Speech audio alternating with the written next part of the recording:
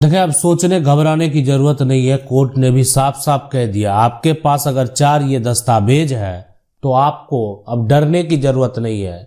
आपकी प्रॉपर्टी को अगर कोई भी जबरन कब्जा कर रखा है तो आपका कब्जा खाली होगा, किसी भी हालत में खाली होगा। देखे, जमीन हो, है ना, जमीन की बात कर रहे हैं या मकान की बात कर रहे हैं, यहाँ हो सकता है कि दुकान भी हो, किसी पर भी अगर कोई भी व्यक्ति ने जबरन कब्जा कर रखा है तो आपके पास 4 ऐसे कागजात होने चाहिए।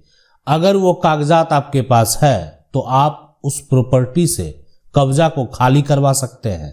लेकिन ये कागजात कौन से कागजात हैं, कैसे ये कागजात तैयार होता है और इस कागजात का क्या महत्व है, उसको जरूर जान लीजिए। देखिए, बहुत सारे लोगों का जो जमीन है, यानी उनको जमीन पूर्वज से प्राप्त हुआ है। बहुत सारे लोगों का जमीन जो है उनके पिता से प्राप्त हुआ है। बहुत सारे लोगों का जो जमीन है वो दान में प्राप्त हुआ है। बहुत सारे लोगों का जो जमीन है, यानी कह सकते हैं उन्होंने जमीन को खरीदा है, मकान को खरीदा है ना, मकान खरीदा है।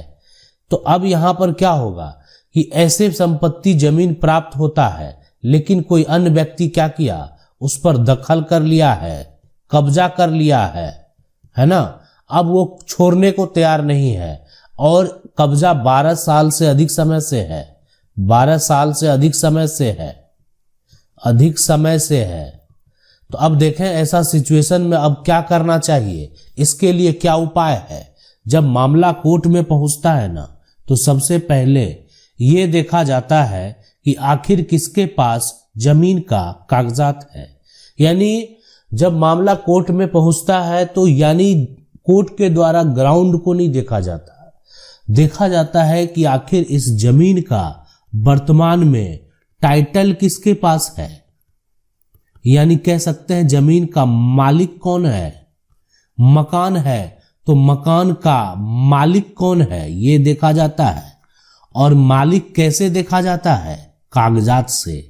यानी ये कागजात जो है, जो आप दिखाएंगे, वो कागजात जो है आपका मालिकाना हक साबित करता है। अब ये कौन कौन से कागजात है, सबसे पहले अगर पूर्वज ने, पिता ने, दादा ने, परदादा ने अगर जमीन को खरीदा है तो आपके पास जमीन का रजिस्ट्री वाला जो कागजात है वो होना चाहिए।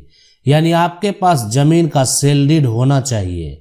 सेल डीड अगर आपके पास रहेगा, रजिस्ट्री अगर आपके पास रहेगा, तो फिर आप जो है जमीन प्राप्त कर सकते हैं, यानी जमीन से कब्जा को खाली करवा सकते हैं। ये एक ऐसा कागजात है जिससे ये साबित होता है कि जमीन खरीदा गया है और ये पूर्वज के द्वारा खरीदा गया हो, पिता के द्वारा खरीदा गया हो या खुद व्यक्ति ने खरीदा है। तो इसलिए यहाँ पर या माँ के नाम से खरीदा हो, दादी के नाम से खरीदा हो, अपने बच्चे के नाम से खरीदा हो, ये तो सेल डीड जो है वो होना बेहद जरूरी है। सेल डीड से क्या साबित होगा, प्रॉपर्टी पर मालिकाना हक साबित होगा। तो इसलिए ये डॉक्यूमेंट बेहद ही महत्वपूर्ण है। और दूसरा जो कागजात है यहाँ पर देखें कि अगर ये संपत्ति पुश्तैनी है, जिसको बोलते हैं कि पूर्वज से प्राप्त है ना, दादा परदादा की संपत्ति है, तो उसके लिए सरकार के द्वारा जमीन का खतियान दिया जाता है, वो आपके पास होना चाहिए। यानी इस खतियान से क्या साबित होता है, जिसमें खाता खतौनी का पूरा इंफॉर्मेशन हो। इसमें क्या मौजूद रहता है, इसमें आपका खाता और खतौनी जो है यहाँ पर उसकी जानकारी मौजूद रहती है ना। इसमें आप कहें तो आपका तौजी नंबर, है ना, तौजी संख्या, आपका थाना संख्या, ये सारा व्याख्या किया हुआ रहता है। तो अब ये डॉक्यूमेंट जो है ना, खतियान, ये साबित करता है कि अगर ये पूर्वज के नाम से है तो टाइटल जो है जितने भी उत्तराधिकारी वंशावली में आएंगे, वो एक तरह से कोई भी, अगर कह सकते हैं कोई ऐसा व्यक्ति है, मान लेते हैं कि उसका माइंड ठीक नहीं है, ठीक है, वो मानसिक रूप से बीमार हो या किसी तरह से आप कह सकते हैं वो अपाहिज हो, कुछ भी है, बीमार है, माइंड काम नहीं कर रहा है, अगर उसको दिखाई नहीं दे रहा है, कोई भी है, लेकिन वो परिवार का उत्तराधिकारी है, इसीलिए वह एक हिस्सेदार है। कोई बच्चा अगर जन्म भी ले लिया, कानूनी तौर पर इस खतियानी प्रॉपर्टी का उत्तराधिकारी होगा। और यानी खतियानी प्रॉपर्टी जो है उसमें कौन उत्तराधिकारी नहीं होते हैं, वो होती है घर की बहू। वो होती है, कहने का मतलब जिनके नाम से खतियान है, आप उस घर में अगर बहू हैं, है ना, और जितने भी बहू हैं तो उनका कानूनी तौर पर वहां अधिकार नहीं होता है।